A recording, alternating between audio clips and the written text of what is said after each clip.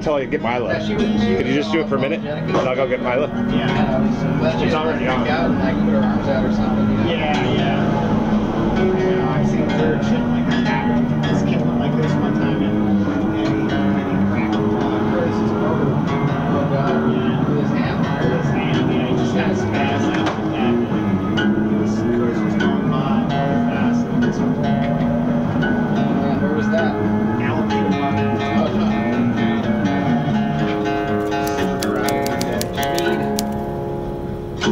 Schmeed? That sounds good in here. Yeah, the acoustics are amazing. Yeah, I was gonna set them up on tripod, but with all the lighting. Yeah, get that gallop.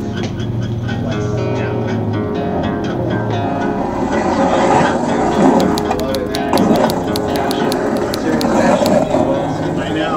It's amazing.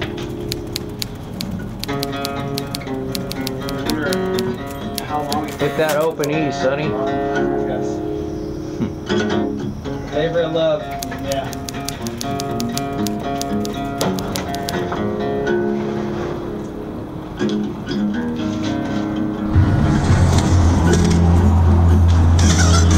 Got some good footage so far. That is great. There's Mila.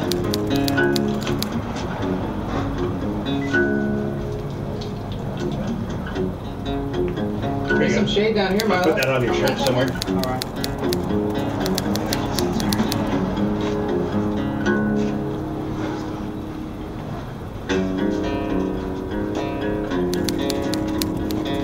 Hey, do you have the questions, Dave? Oh yeah, let me look at this. Oh, that looks so cool.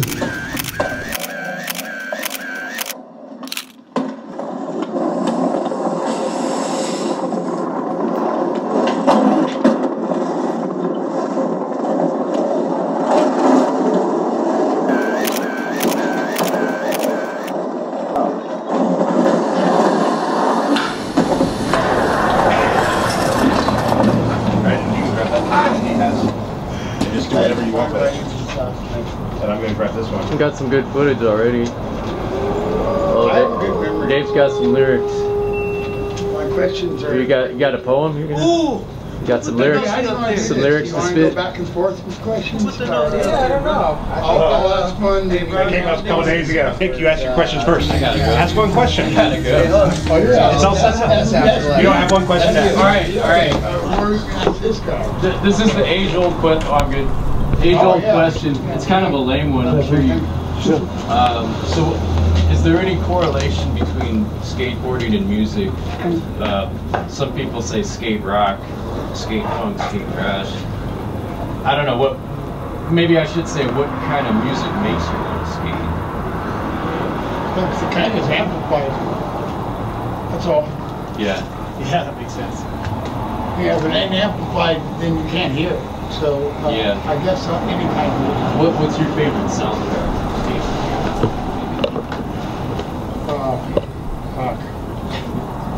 If I could listen to Rammstein 24/7, I'd probably happier than anything. Rammstein. Yeah. UFO. UFO. Diamonds and rust. We used to hear that at the skate park at Campbell. Campbell. Campbell Skate Park. Yeah. Yeah. You might know something about that. I got a question for Joel Chavez. Hey Joel, how old were you when Grandpa Chavez made tiny skateboards for us? And could you tell our viewers about that?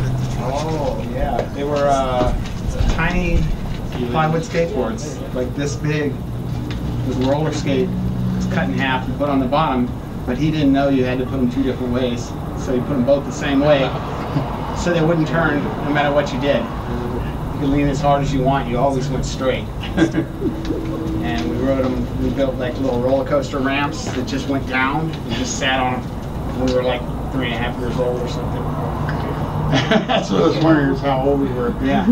That reminds me of the ones in Cuba. Did you guys ever see? We were talking about Cuba the other day. Yeah. They got the main bearings from the cars. Right. And they put them on like pallet wood, and then they bomb hills. Oh yeah, so yeah. the bearings and then they had one board in the middle you could steer And with. sparks were flying. Yeah. That's awesome. I've heard about that. I've heard about that from one of these really old Brazilian skaters. Yeah, I'm sure they did too. Pedro. Oh, Pedro, yeah. Yeah, old Pedro. Yep. Not young Pedro, but the one with the gray beard and long hair. Senior. Yeah. That guy. Let me see here. I got another question. Oh yeah, we did a early version of Lean Air. I'm not sure what year it was, but I know it was when Neil Blender was still like, you know, probably 10 years old or something. So I doubt that he had done it yet. Can you tell us about that? Like that old quarter pipe back there. I think I did it at Campbell first, and I just, you know, in a snake run or something, just went off a small hip and reached in front of the foot. And did a little grab, bottom rail. So it seemed like you kind of grabbed the nose more than Just like this, right here. So you were just like that was highlighted by the leaner, yeah. But I just wanted to get that straight because we know that was before Neil. But that's like, you know. Yeah, it was. And I guess it started out with 5 feet of flat, and then I pushed it, the ramp over to make it like 13. So it's 13 by 13 flat. Great number. Yeah, that's a good number, I know. Good number. Was it lucky? Yeah, very. I live in apartment 12A now. And it had like a small transition, 6.5, I think, or maybe 6 foot transition. Yeah, I was. And PVC coping too, right? Yeah. The PVC and signs. I saw metal signs on Metal there. sign. Yeah, the first disasters we saw were like nose pigs front side to disaster by Neil Blender and Steve Clark. And then did it always go up on the wall? Yeah, it always did. Perfect. That's the solution for like not enough room for more deck. Like fuck it, up on the wall, and then you got like, you know, more skateboard. We had like a little real estate competition that day between me and Steve Clark. We wouldn't stop going higher. Oh yeah. And I was doing like over the top of the window. Yeah. It was a big tall window. Yeah. So when you got to 4.5 feet of vert at the window sill, you had another that much before you got over the window. I got over the window on a few hits, so it was like 8, 9 feet vertical. Yeah, it's insane. Steve Clark was like, he was kind of cheating. He was like sliding his back wheels. But he's going up front side now, so you gotta hand it. That's not cheating. That's just like. You gotta hand it to him. He's surfing it up there front side and throwing up like a big slide. Yeah. And he got his tail higher than I got backside kick. We were watching like footage of that from some downhill guys on YouTube or something. Yes, it was yesterday, I think, 2 days ago. And yeah, people were ripping, dude. Everybody was ripping. It looked like a fucking like the best rap. I wish I was there. Okay, where are we at? Did anybody ever grind the windowsill? Sure. Yeah. Several people. We did. Nice. They did. Curtis did. This guy named Josh did. Right. Curtis is just fucking epic struggle that was funny. It was like that. You ever seen the video of Royce in the Clayton Valley pool of hip trying to get the box on the hip? Oh, And it's well, I don't know the exact pool you're talking about, but I know Royce it's the and greatest boxes video on are YouTube like magic. for skating, I think. He just like, it shows every attempt at like this impossible fucking it's super transition. like shallow and looking it's fucked up, and he fucking does it. He did one at the First Street pole in San Jose, at North First Street. It was like right next to a Denny's, and it was like First Street was right there. I know what you're talking about. Yeah, me and my roommate Al, we emptied it out, and we emptied it out into the pool room. It was like a sunken pool room right next to it. And I put out tarps, like zip tied tarps too, because it was abandoned for a long time. And we skated for a long time. And I seen Royce in the shallow end there. There was a box, and yeah, that was another epic spot. Crazy. But yeah, we were having a party that night. when we decided to drain it, because it was like right before Thanksgiving, or you know when no security's gonna be around, so we drained it the night of the party. Party was going on full force, and we were like, let's go right now. And we set up the siphon and everything into the pool room, and then we went back 3 hours later, maybe 6 hours later, and the party was still happening, and we went back, and it was cycling back into the pool. There was like a little nipple. There was like a nipple like came out, and the pool room was fucking full, dude. Like full to the top, everything's floating and shit. It was way bigger than this. It was like a normal room, and all the water was going back into the deep end. But I mean, it was almost empty. We filled the whole room, and there was like maybe a couple feet still, but the water kept going anywhere. Like, holy shit. And then we went back to the party. That was good. That was good tonight, man. And we skated the pool the next day. It was epic.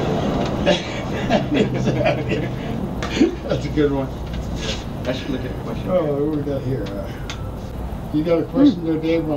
Yeah, let me look at the lister again. It's really small. I got it. Okay. All right. So there's got to be a question about pools in here somewhere.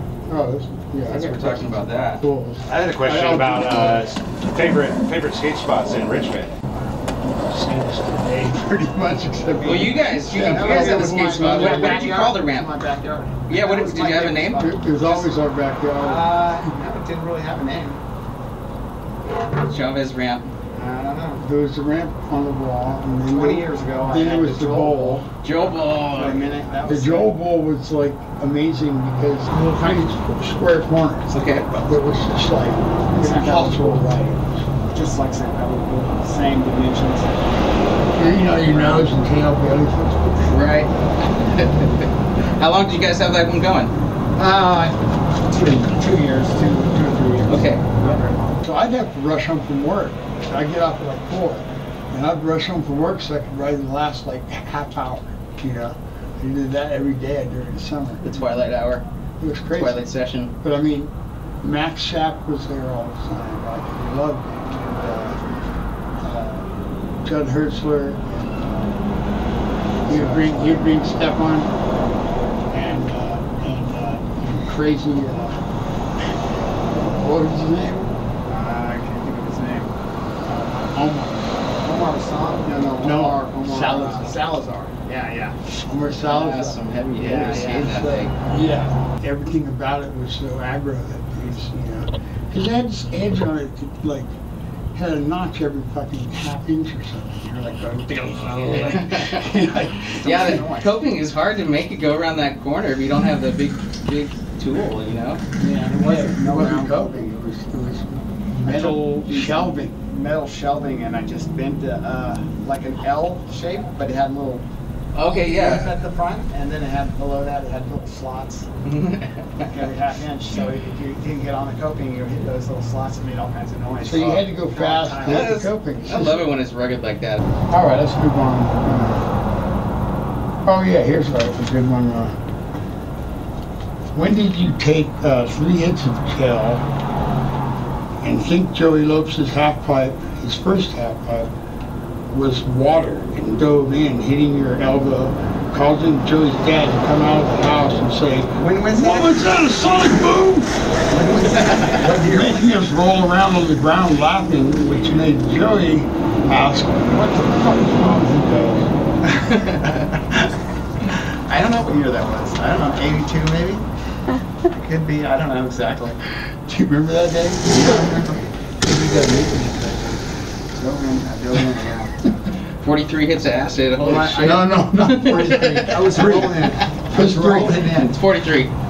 It's 43. No, he just was rolling in, and he just all of a sudden thought it was water and dove in. Or I just went too fast or something. Looked down, it looked blue, so I just... It looked like waves, didn't it? Yeah, it looked like water. It was really distracting when you're like trying to pump and start on the ramp, People are diving in. You're just looking at it on that one test, and looking at the ramp was moving. It kept moving. That's weird. You might have circled in So what year did you guys start skating? 60-something because we tried to ride down that little hill. Doing the butt board, riding those little boards that No, I didn't remember turn. when we tried to ride Danny's board on that hill. That little hill. We kept going up and pushing. That was good. I was 69 maybe? 60, yeah, probably 69, something like that. But I don't think I officially started skating until about 76 or so. Right. Maybe 75 actually, 75. That sounds about right. Yeah. What was your first setup that you remember? He had blue wheels like we were out. That's what I remember. It was something called a Saucony or something like that. You know, it was flat. Remember, it was like 10 inches wide or something. It was flat. No, you didn't have a board that wide. Oh, you mean the first ones? Oh, that was a fiberglass. Yeah. It was a something called a Weber Hammerflex, and it had a big bend in it, so it sprang like a spring. So I Like took a it solid and I just swab. screwed a piece of a snow ski to the bottom and put bolts through it so it wouldn't flex like that anymore. Just, pinned it down so it'd be more flat. Yeah. And A ski? No, it was like a slalom board. Okay. like a Yeah, No, but you Yeah. like slide a piece of the ski Yeah. and connected it. Flipped it upside down and bolted it to it. And that, then I used So I laser had- pads because I had it already with the ski, right? Right. Yeah. He's always been making shit out of like other Oh, that's shit. genius. You know, that's like in his thing for like ever since he's really making things out of it. MacGyver. Yeah, totally. And It's what all about about improvising, man. That's great. what park was open at the time? Was there anything that you guys skated like Fremont or I think Sunnyvale? there was a park in Alameda, Yeah. but it wasn't what they have now. It was a big Oh. rolly, like snake runs and rolly, everything connected. Yeah, we were talking about it the other day with Jack Dog. I think I might have And some he old was like photos talking somewhere. about all this old East Coast, like Cherry Hill stories. So I was getting the Cherry Hill stories, and I was giving him the Alameda Park stories with Baby, Tommy Guerrero, and Tony Guerrero, and he's still skating. Paco. Paco, and this other guy. You Yeah. remember the other guy that wasn't on Waterflex, but he skated with Paco all the time? And right when the green Kryptonics came out, those guys were doing lip slides. And it was the first time we saw a lip slide. And we're like, whoa. And they called it something else, of course. Yeah, there was another name for it. Yeah, Sounds familiar, but I don't know. Paco and those guys were like screeching the wheels. You can just hear those like Yeah, like bargain. New Year, Yeah. the New Year thing. It would pretty much look like modern music. Yeah. So that was the first Sound of a good time. First time. It had to be 70 something, 78 or something. Yeah. Oh shit. Well, happened what were your so favorite fast. skate spots growing up? Kind of what did that already, but like Winchester. Winchester. Okay. Yeah. That was my favorite. That was probably the best. Nice. Because it had the best pool ever. Any sessions in particular you remember, or just was it? Every Yeah. time I went there was fun. Okay. You had like unlimited speed. You just roll down the roll and you're just like going a million miles per hour. Yeah, the washboard or No, the roll in for the keyhole? For keyhole. Okay. Yeah. Yeah. It just set you up. Like for me, it was like totally comfortable frontside cars. I'd be like 3 frontside cars and frontside air, and just start doing whatever I felt like doing. 'Cause it's like so easy to ride. Nice. How was the coping? What was the coping like? Perfect. Yeah. Everything was perfect, pretty much. They have never duplicated that in any skate park I've been to yet. Yeah. The Vans Milpitas had that washboard. Was that anything like what the washboard Similar. was like? Yeah. Similar, but not Yeah. as good. Yeah. Not as good. It Not was as, close, but it didn't have the same flow. yeah, it didn't flow like the other one. The other one you could just go bump, bump, bump, bump, bump, frontside roll out, Ton of speed. Roll Big in, airs, whatever you want. come back, bump, bump, bump, bump, bump. And then when you came out of the old one, Winchester, you're shot right into a half pipe, into a round bottom half pipe. And it's like that. So you could go as high as you wanted on the last Yeah, hit. yeah, you just roll in, all go back up, and it shoots into half pipe, and you can usually like do it like through the air into it, you know. It's super fun. There's a lot of people who rode Winchester who didn't even ride the pool. It's like really good at riding all the other crazy shit. Okay. Like one guy, remember that one guy who would do like as high as the roof of the pro shop? Oh, the cover. He'd do like helicopter airs and like come out of the sky like from like 15 feet up, and Like 20 feet right up. at the end of the half pipe. Right? Yeah. I do This shit remember was that. fucking wild. What was the scene like back then at that skate park or those sessions? Like, was everybody friends, or is everybody just like, you know, like, oh, skater, another skater, like everyone's stoked to meet each other? Like right now it's so different, right? It's a little different. Yeah, there were like small pockets of people that knew each other. Yeah. This time people were more shy, I think, back then.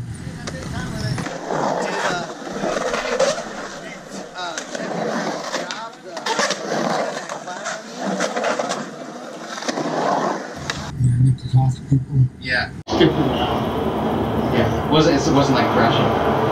Huh? Speaking of which, so how did you get into music and Jack's team? Like, talk about Jack's team a little bit, or. Well, I was friends with all the original Jacks, like the four guys, Biff and Tom Scott and Teo and John John Marsh. Those are the original four. I was really good friends with them years before I became a Jack. I became a Jack on tour in Canada because the loophole in the rules, I was allowed to get on with like 5 signatures or something. Okay. Yeah. It's like kind of the backup way to do it. But, I don't know, it's been weird. It's like I'm really good friends with Tom. I always heard him. And he's like the first guy, him and Paul Steele, or like, I can't remember which one I met first, but it was like the same year, 78. And so I know those guys longer than those guys. And so, you know, when they wanted me to be on, I just did it, you know. And for colors, I was in Jake Phelps's hospital room when he thought he could cross the street in California and cars would stop for you. So he's in his hospital room with a broken, what's that called, femur or whatever. The main bone. That's a bad one. Yeah, all the way through. And his pants were like cut off and laying over a chair. Yeah. So I took a piece of that and ripped it off. And You get any colors out of that? Yeah. The I one's had on your no- back right now, right? Yeah, I had no idea it would have like historical significance, you know. Right. You have a different one too.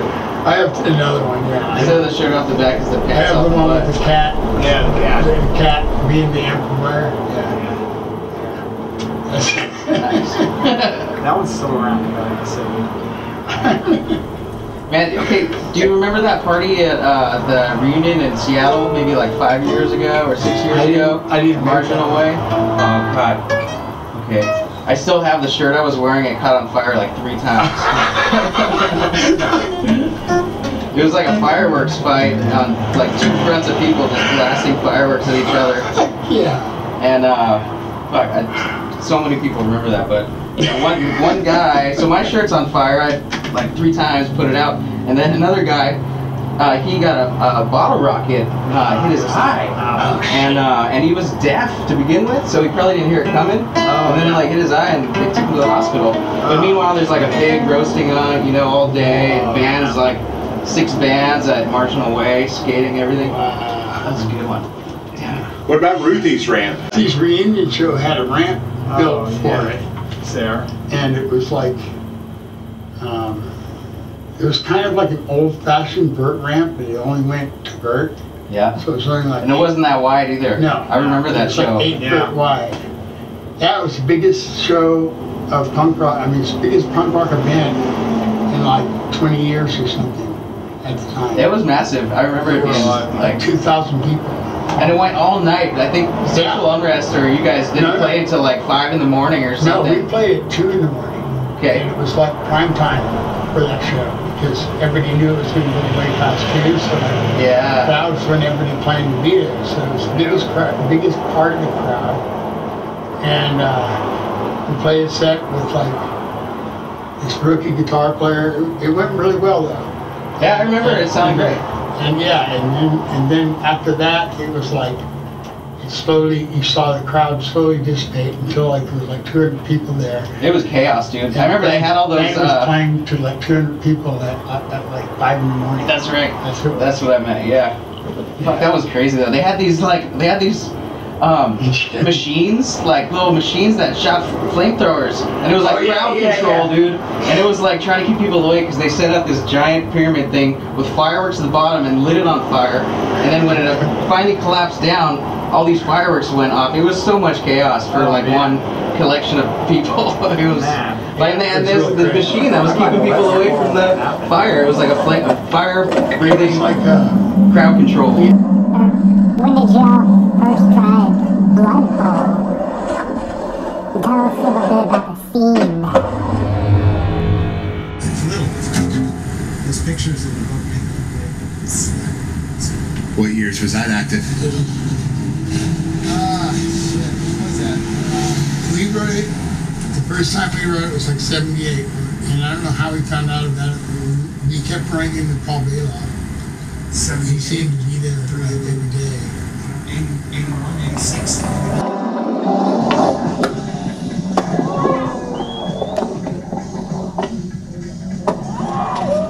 Most people don't know that Paul Bailoff was a skateboarder. And even up to his death, he had a skateboard ramp in his loft. It went straight into the ceiling for some reason. He's a great guy. That was the first frontside air I ever saw in person.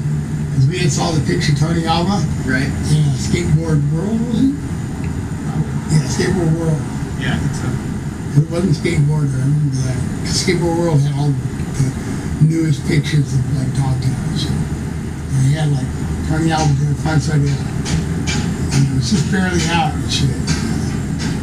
And you saw one in person at that. And then fucking Bailoff did it like higher than fucking Blubber. Yeah. We were like, wow. It was like, wow. That's what I wanted to learn before anything. So I'd be air. Let's hear about some tell us about Sick Pleasure. What had that start? Wow. That was weird. It's like I was doing a band in '79 with this doctor and these two guys named Ron and the drummer that plays on it live at Matches Kansas City. You ever heard that album? No. Yeah, Lou Reed. Yeah. The guy who plays drums on that was playing drums with us. And it was fucking cool. It was like a cool new wave, like kind of punk band, because like one of the guys was from a punk band, one of the guys was just like almost opera type singer. It was a trip. And then that's how I got into Sick Pleasure, because we had recorded with at Subterranean Studios where Mike was running everything there, Mike Fox for Sick Pleasure. And he saw me there and he said, "You want me to play bass?" And he called me up. And it turned out, I realized he was the same guy I knew from Richmond. He's a Richmond guy. So it was kind of like, yeah, sure. And we were looking for like the worst singer and drummer we could find. Because we wanted to be super punk. So we got Joel, who was actually pretty damn good on drums, and Nicky. That's Joel Fox? Yeah. And Nicky Sicky. We picked up like off the street.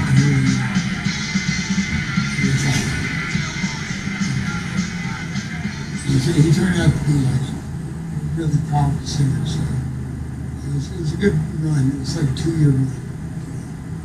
Like most bands back then, that's about like 2 years. 2 years. What was some memorable shows? Oh man, like Or parties or? The most memorable one was playing the Cuckoo's Nest with TSOL in LA. The infamous Cuckoo's Nest, right. Like violent, crazy punks in LA and all that shit. Well, we went on stage, and I guess those guys had brought like a bunch of PTP speed, like a whole fucking quarter pound of it or something. We were selling it to everybody down there, and like they did too much of their own product. They're like flipping out. Like, and Mike's like, He's like, you can't play guitar. He's like sort of breaking every string on his guitar. You start playing again, he put another one on and break it. And it's like, it was just a comedy of errors. And so I just started, like, I turned my amp and bass up all the way and just started throwing it up in the air. And I just tossed it up in the air for about 20 minutes, and that was our set, you know. That's pretty much it. Then he just stood there at the microphone waiting and sing, and nothing happened. It's really common. That was probably my most memorable. We have good ones too, though. Like when we played live for a video, photography video. We played on the reverse side of the studio was the stage, so they could do like videos with good sound, you know, from the studio to good sound. So we did live Sick Pleasure, and some guy was like in the audience, and he started cutting himself with glass. Yeah, and one of the fuckheads grabbed a piece of glass from him and said, "Let me do this right." Sticks it into his arm and rips his arm up. The blood's just gushing out. And we're just cracking out, you know. We're just like, oh my God, idiot. And it's in the video. You see the guy trying to cut himself with glass and shit. It's fucking weird. That is a weird shit. That would be weird when your blood's involved. That's a really memorable. That's a memorable one because I remember like watching from the stage, like watching it unfold while I'm playing. And watching fucking, what was her name? The little one, Victoria? Yeah, I think so. Yeah, she was just like, she was like a tiny girl. It's like, yeah! That's the guy over. I was like, yeah! I ran into the middle of the pit and hit the floor. It was covered with beer. Yeah. And just started sliding. I look up and there was this guy that was dressed in leather. He had big leather gauntlets with spikes. He saw me coming and just held his arm up like that. Hit me right in the face. So I had like a hole all the way through right here. So it was like every time I'd start laughing, blood would just squirt out like Monty Python, you know? And everybody was laughing and stuff, but I was trying to get it to like coagulate and stop.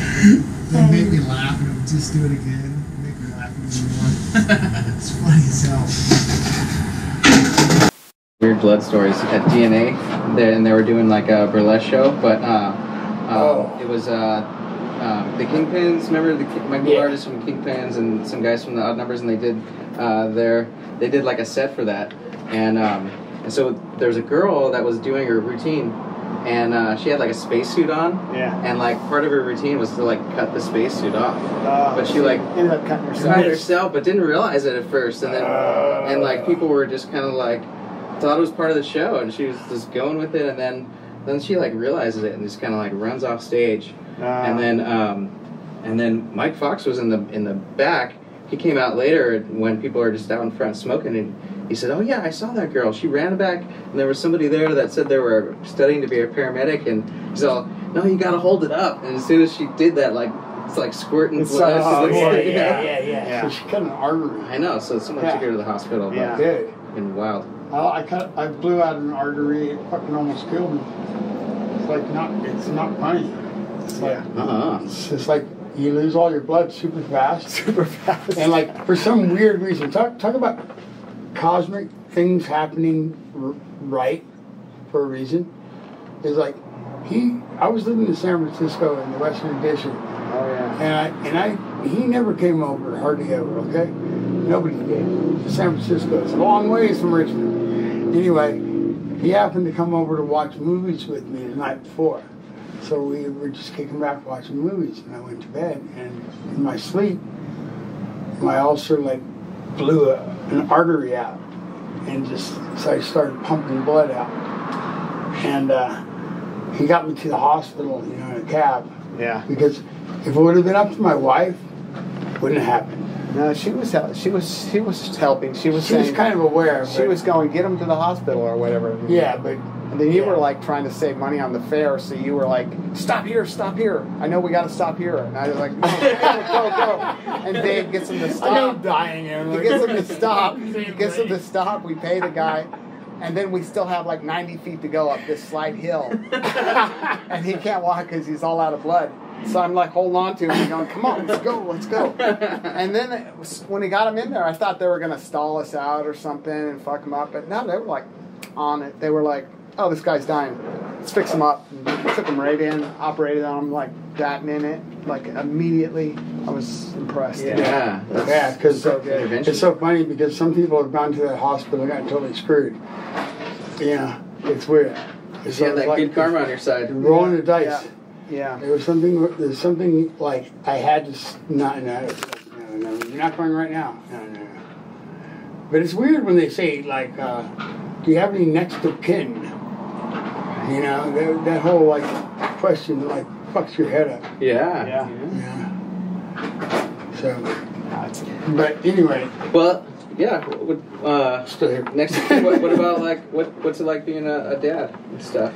Dad and I punk love rock. being a dad. What's it like being a punk rock and skateboard dad? I'm very lucky to have a child that like was super intelligent, so that like he was able to logically figure out life and morals and things like that. Does he come to any of your shows? Yeah, he was from like a toddler to like, 13, 14 years old, he was like working for the band, and he still does work for the band. When we're working and we're doing like all ages shows, he'll do the merchandise, and he always does better than anybody else that we get to do it. So yeah, nice.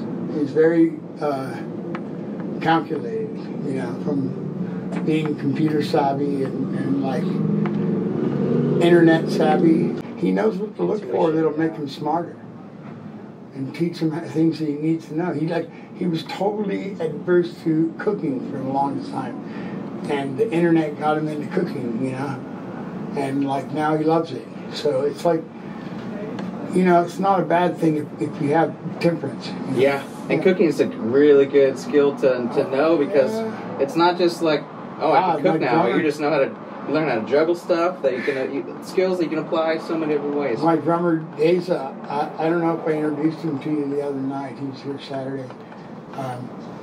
He's a chef. He's an awesome chef. So when you go on tour, if you go to somebody's house, it's like the refrigerator opens and like gourmet meal ensues. It's totally right. Yeah, that's a good style, cooking from the basket. Yeah. It's like, what do we got? What do we got? So what was your experience with the fire pools up in the Oakland Hills? We were running all over looking for pools then. That was fun. That was a good time. Yeah, how many did they have going around then? I'm going to say,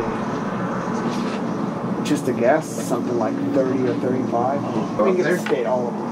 I skate a lot of them.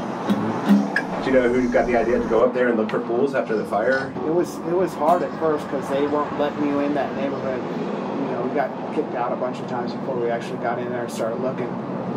And a lot of the pools had water and stuff floating in water at first before we got drained.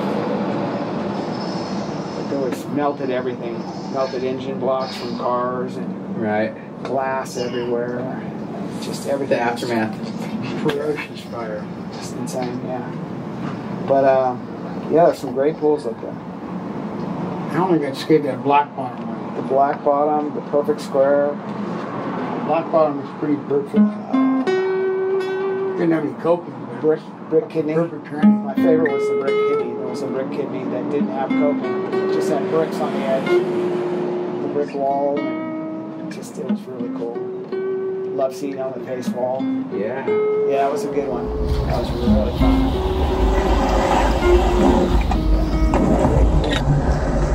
Could you tell us a little bit about downhilling in the Berkeley Hills? I used to do that shit with Cliff Coleman all the time. Chris Pettyjohn and Tattoo Dan. These guys were like pioneers of skateboarding. They changed how people ride a skateboard down the hill. You rode down the hill, and hopefully you didn't die. And that's all there was to it. And after Cliff Coleman, it was like, when Cliff Coleman started skating, all of a sudden it was like you control your speed by sliding your back wheels and so on and so forth. And he was willing to share his knowledge with lots of kids. And so we had like a big troop of people that used to take over the streets up there. And I'm not talking about streets, I'm talking about hills. Right. Everything was steep as fuck. Yeah. So you had to slide. Did you have the gloves? I mostly went without gloves because I like to do like squatting slides with my hands up. Most people like gloves. I did it like many times from the Lawrence Hall of Science all the way down with no gloves. Which is quite a feat because there's some long slides where you have to like go like 40 miles per hour and you go into a slide. That's pretty fun with your hands. And Dan got so good at one point that it defied complete logic. It was like something you'd see on Believe It or Not or something. Like we'd fall, it'd be raining like cats and dogs, like total like stormy, okay? And he'd go, oh, perfect weather to go skating. He'd go out and take this one route that takes you to North Berkeley, and that's kind of where Mel's out. And we followed him on that track, and he was doing backside, front wheels up slides for a block with a rooster tail of water about 50 feet high. And we're just like, we're trying to film it with like Super 8. It wasn't working at all. We didn't get shit because it just refracted through the windshield and all that. Sketchy. But, but we saw it. And we were like, I couldn't believe my eyes. I was like, what? Shit. He did like front truck. He did like nose wheelie slides for like about half a block long, and then he'd like shove it out of him and shit. It was like doing shit that people are doing now like on ledges, but he was doing it in the water rain. on hills. Yeah. Do you guys know who found the tennis courts? Who found the tennis court? I have fucking no idea, but Mark Ailey brought me there. No, it wasn't Mark Ailey. It was Max. No, it was Mark Ailey. I thought it was Max. No, I went with Mark Ailey the first time. Really? Yeah, when he was still kind of little. Yeah. What year do you think that was? Was I with you, or was that? Did I go with Max? Okay, I went with Max the first time. Okay. Max Fox, and he was real little What too. year was that? Mark Ailey and him were the same age, so they're like little kids. And we were probably like 16 and 18 or something. I'm going to say it was probably 78, 79. 79 probably now.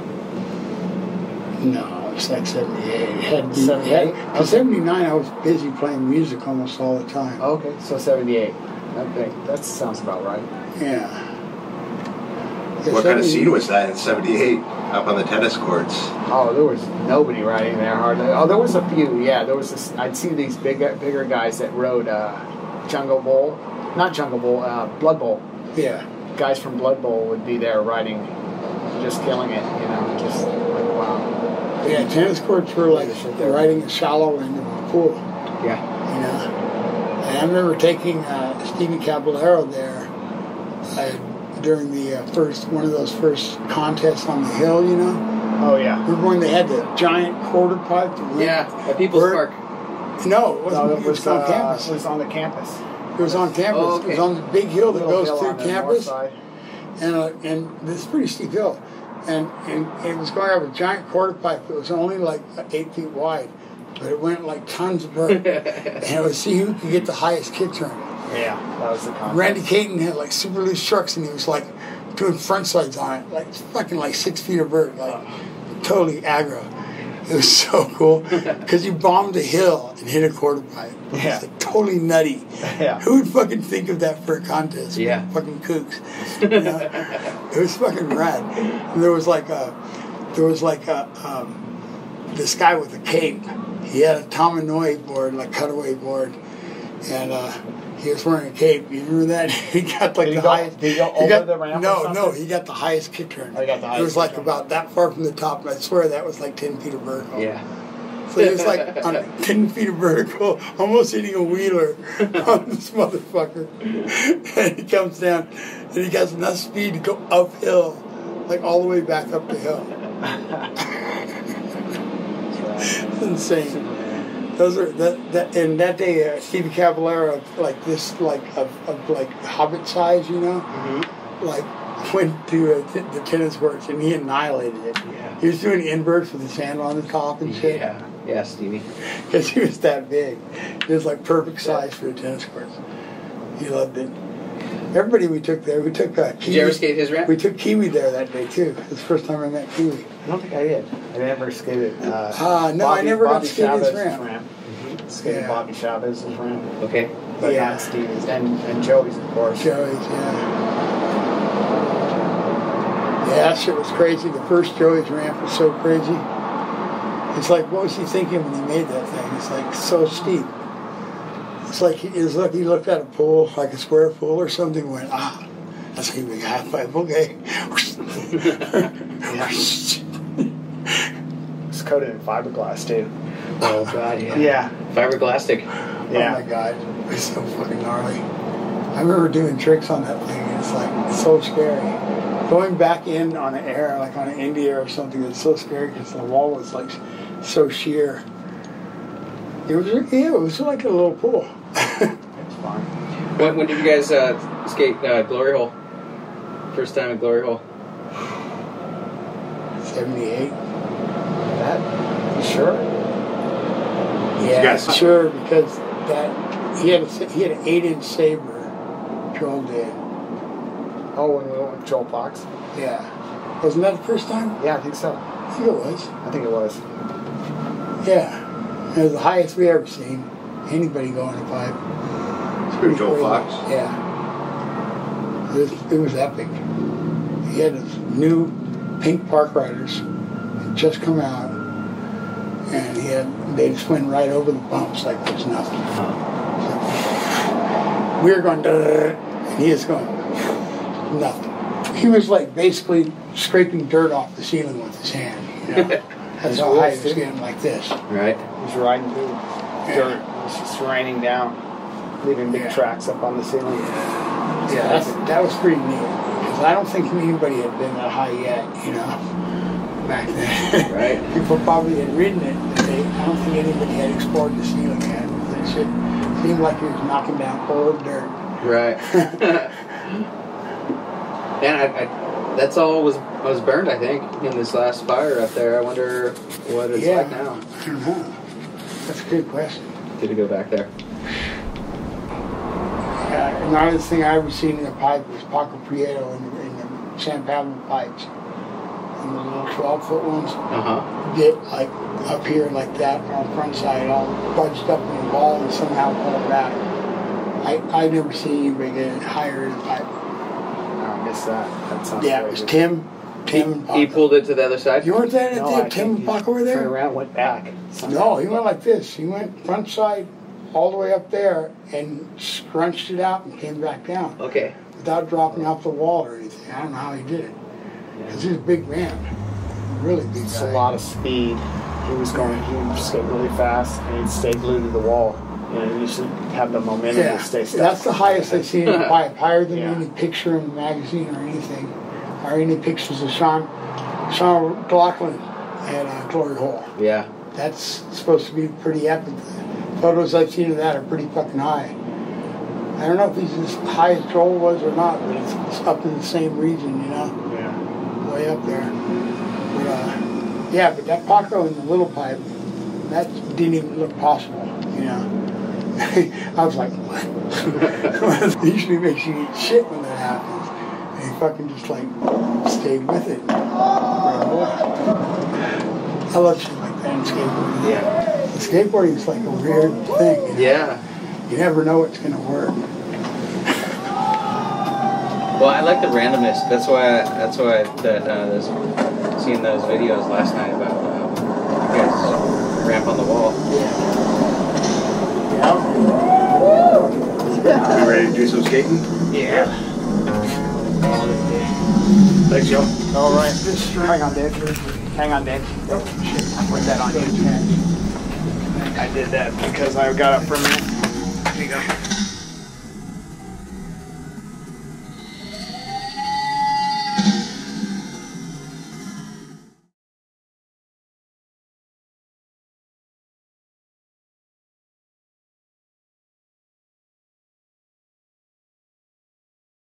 Stuff and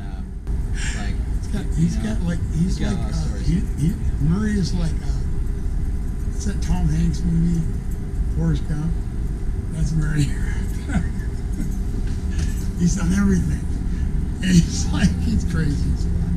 That's right. They had just recorded Lumix when we were there, and fuck that, I love that stuff.